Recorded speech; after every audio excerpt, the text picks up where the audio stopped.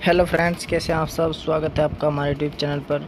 और दोस्तों, आज हमारा जो टॉपिक है वो रहेगा मूल अधिकार और नीति निर्देशक तत्वों में अंतर। ठीक है दोस्तों, में इनमें दोनों के बीच क्या देखेंगे, विभेद देखेंगे। ठीक है दोस्तों, जो इनमें अंतर है। ठीक है दोस्तों, कौन सकारात्मक है कौन नकारात्मक है। ठीक है दोस्तों, क्योंकि मूल अधिकार और नीति निर्देशक तत्वों में काफ़ी टकराव होता है। ठीक है, यदि हम कहें सीधी सी भाषा में कि लड़ाई कहाँ है, भाग 3 और भाग 4 में लड़ाई है। मतलब मूल अधिकार और नीति निर्देशक तत्व में आपस में लड़ाई है। ठीक है, ऐसे हम बोल देते हैं। जैसे भाई बहन करते हैं ना, आपस में लड़ते हैं जब छोटे होते हैं। ठीक है, तो वही मामला है। ठीक है दोस्तों, तो चलिए देखते हैं क्या क्या लड़ाइयाँ हैं और क्या कारण है। ठीक है दोस्तों, मतलब कहने का यही है, लड़ाई। ठीक है, कभी आप सच में ही लड़ाई समझ लो। ठीक है, तो देखिए हमारा जो टॉपिक है वह है मूल अधिकारों एवं नीति निर्देशक तत्वों के मध्य विभेद। ठीक है दोस्तों, तो देखिए इस साइड है हमारे मूल अधिकार। ठीक है दोस्तों, और यहाँ पर है हमारे नीति निर्देशक तत्व DPSP। ठीक है दोस्तों, तो चलिए देखते हैं, नंबर के हिसाब से देखेंगे।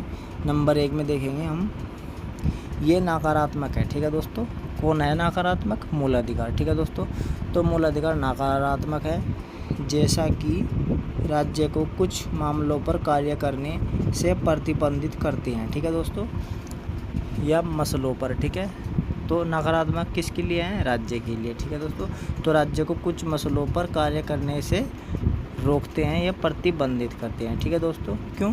क्योंकि ये अधिकार है। ठीक है, और मौलिक अधिकार है। ठीक है, चलिए अब देखते हैं दूसरी साइड, नीति निर्देशक तत्व नंबर 1 में ही ये सकारात्मक है, राज्य को कुछ मसलों पर इनकी आवश्यकता होती है। ठीक है दोस्तों, ये कैसे हैं? सकारात्मक है, कुछ मामलों या मसलों पर, विषयों पर जो ज़रूरत होती है उसी के हिसाब से ये इनको अपना लेते हैं। ठीक है दोस्तों, जब भी इन्हें ज़रूरत पड़ती है राज्य को, ठीक है, उसी आवश्यकता अनुसार ये कर लेते हैं। ठीक है दोस्तों, इनका नीति निर्देशक तत्वों का उपयोग, जैसे इन्होंने ज़रूरत पड़ी पंचायत की तो पंचायत बना ली। ठीक है, पंचायत अनुच्छेद 40 में है।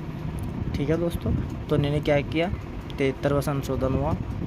ठीक है, उसके बाद ये पंचायत बना दी। ठीक है, तो ये क्या थी, सकारात्मक है, मतलब इसकी जब आवश्यकता पड़ी, ठीक है, कि देश के लास्ट तक, मतलब लास्ट मतलब गांव तक सुविधाओं का विकेंद्रीकरण हो। ठीक है, मतलब कि चीज़ों का लास्ट तक पहुंच जाए, तो उनका विकास कैसे हो, गाँव का, सरकार बने वहाँ भी। ठीक है दोस्तों, तो इसीलिए पंचायती राज को लाया गया।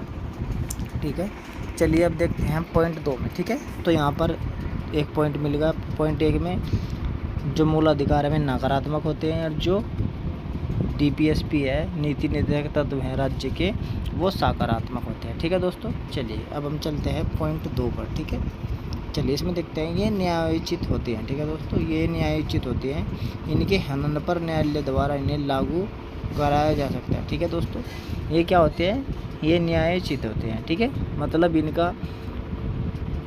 इनका यदि कोई भी हरास करता है, ठीक है, तो इनसे हम न्याय प्राप्त कर सकते हैं। ठीक है दोस्तों, मतलब इनको न्यायालय में चैलेंज किया जा सकता है यदि मूल अधिकारों पर कोई भी प्रतिबंधित करता है। ठीक है दोस्तों, तो यहाँ पर देखिए न्यायालय द्वारा इन्हें लागू कराया जा सकता है। ठीक है दोस्तों, यदि इनका हनन हो रहा है। ठीक है, तो इन्होंने ये जो मूल अधिकार है, जो कोर्ट है, वो भी इनको संरक्षण प्रदान करता है। ठीक है दोस्तों, चलिए अब हम देखते हैं पॉइंट 2 में, ये गैर न्यायोचित है। ठीक है दोस्तों, ये गैर न्यायोचित है, इन्हें कानूनी रूप में न्यायालय द्वारा लागू नहीं कराया जा सकता। ठीक है दोस्तों, देखिए सरकार के या राज्य की इच्छा है वो लागू करे या ना करे। ठीक है दोस्तों, DPSP को, नीति निर्देशक तत्वों को। ठीक है, अब देखते हैं नंबर 3। ठीक है दोस्तों, तो देखिए नंबर 3 में मूल अधिकार में है, इनका उद्देश्य, ठीक है, देश में लोकतांत्रिक राजनीतिक व्यवस्था स्थापित करना है। ठीक है दोस्तों, कैसी लोकतांत्रिक राजनीतिक व्यवस्था स्थापित करना, ठीक है, देश में। ठीक है, अब देखिए नीति निर्देशक तत्वों का, इनका उद्देश्य देश में सामाजिक, आर्थिक, लोकतांत्रिक की स्थापना करना है। ठीक है दोस्तों, तो यहाँ पर कैसा है, लोकतांत्रिक राजनीतिक व्यवस्था। ठीक है दोस्तों, मूल अधिकार में, और नीति निर्देशक तत्वों में सामाजिक, आर्थिक, लोकतांत्रिक की स्थापना करना। ठीक है दोस्तों, चलिए नंबर 4 देखते हैं, ये कानूनी रूप से मान्य है। ठीक है दोस्तों, ये कैसे है? कानूनी रूप से मान्य है, वैलिड। अच्छा, इन्हें नैतिक व राजनीतिक मान्यता प्राप्त है। ठीक है दोस्तों, इन्हें कैसी नैतिक एवं मान्यता राजनीतिक मान्यता प्राप्त है डीपीएसपी को। ठीक है दोस्तों, निर्देशक तत्वों को नैतिक एवं राजनीतिक मान्यता प्राप्त है, जबकि मूलाधिकार कानूनी रूप से मान्य है। ठीक है दोस्तों, चलिए नंबर 5 देखते हैं। मूलाधिकार में नंबर 5, ये व्यक्तिगत कल्याण को प्रोत्साहन देते हैं। ठीक है दोस्तों, तो ये व्यक्तिगत कल्याण को प्रोत्साहन देता है, इस प्रकार ये व्यक्तिगत है। ठीक है दोस्तों, तो यहाँ पर ये ध्यान रखना व्यक्तिगत कौन है। ठीक है दोस्तों, मूलाधिकार व्यक्तिगत है, ये व्यक्तिगत कल्याण को प्रोत्साहन देते हैं। ठीक है दोस्तों, जबकि नीति निर्देशक तुम देखिए पॉइंट 5 में, ये समुदाय के कल्याण को प्रोत्साहित करते हैं। ठीक है दोस्तों, एक समुदाय को क्या करते हैं? समुदाय के कल्याण को प्रोत्साहित करते हैं। मतलब इसमें एक व्यक्तिगत का कल्याण नहीं होता है, इसमें बहुत सारे लोगों के समूह का, और वो समूह किसी भी तरह का समुदाय हो सकता है। ठीक है दोस्तों, तो उसको कल्याण को प्रोत्साहित करने के लिए होते हैं। ठीक है दोस्तों, इस तरह के कैसे होते हैं? समाजवादी। ठीक है दोस्तों, तो ये समाजवादी होते हैं। ठीक है दोस्तों, डीपीएसपी। और जबकि मूलाधिकार कैसे हैं? व्यक्तिगत। ठीक है, चलिए नंबर 6 देखते हैं। नंबर 6 में देखेंगे हम, इनको लागू करने के लिए, ठीक है एक दोस्तों, इनको लागू करने के लिए विधान की आवश्यकता नहीं, ये सब तक लागू होते हैं। ठीक है दोस्तों, तो उनमें विधान की आवश्यकता नहीं है, क्या होती है? अपने आप लागू होते हैं। ठीक है दोस्तों, तो यहाँ पर ध्यान रखना है, स्वयं लागू हो रहे हैं। ठीक है, चलिए नंबर 6.6 में देखते हैं। नीति निर्देशक तत्वों में इन्हें लागू रखना या रखने विधान की आवश्यकता होती है। ठीक है दोस्तों, किसकी आवश्यकता होती है? इन्हें लागू रखना विधान की आवश्यकता होती है। ठीक है, और मूलाधिकार में विधान की आवश्यकता नहीं है। ठीक है, ये सब तक लागू नहीं होते हैं। ठीक है दोस्तों, मतलब ये राज्य या सरकार के या विधान, मतलब जो कानून है, ठीक है, ये उसके द्वारा ही लागू होते हैं। ठीक है दोस्तों, विधान की आवश्यकता यदि है तो तभी लागू होंगे। ठीक है, वरना ऐसे नहीं होंगे। ठीक है, चलिए अब हम देखते हैं अगला पॉइंट 7। पॉइंट 7 में देखिए, न्यायालय इस बात के लिए बाध्य है।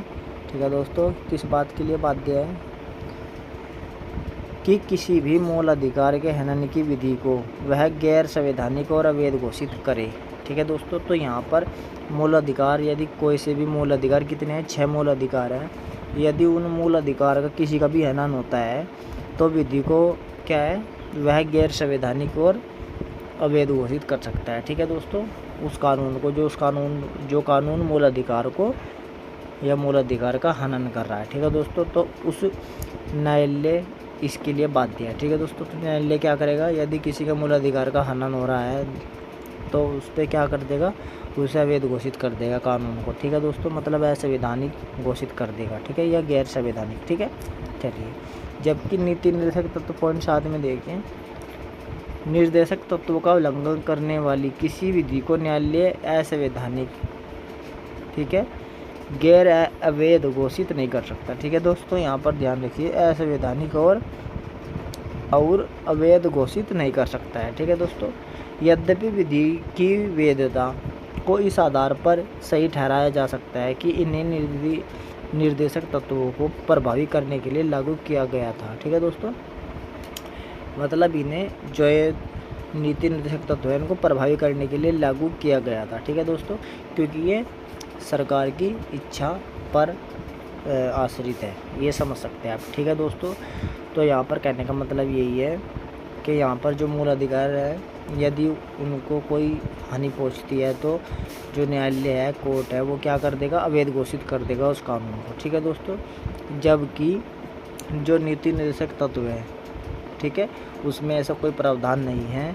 हाँ, यदि कोई नीति निर्देशक तत्व है और उसे कानून बनाकर, ठीक है, उसे कानून बना दिया गया है तो तब उस पर कोर्ट में चैलेंज किया जा सकता है उसको। ठीक है, लेकिन जब तक वो नीति निर्देशक तत्व है, ठीक है दोस्तों, तो तब तक उसे प्रभावी करने के लिए लागू किया गया था या किया जा सकता है, या उसके लिए प्रावधान किया गया। ठीक है दोस्तों, तो ये बात आपको समझनी होगी। ठीक है, तो नीति निर्देशक तत्वों का उल्लंघन करने वाले किसी विधि को न्यायालय असंवैधानिक और अवैध घोषित नहीं कर सकता, यह आपको ध्यान रखना है। जबकि मूल अधिकार को जो भी ऐसा कोई कानून होगा उसे असंवैधानिक और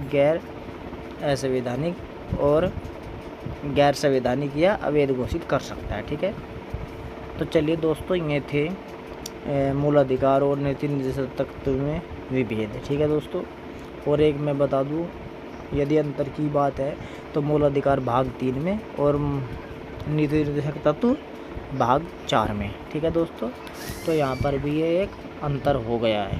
ठीक है, तो दोस्तों ये था आज हमारा पाठ, मतलब टॉपिक।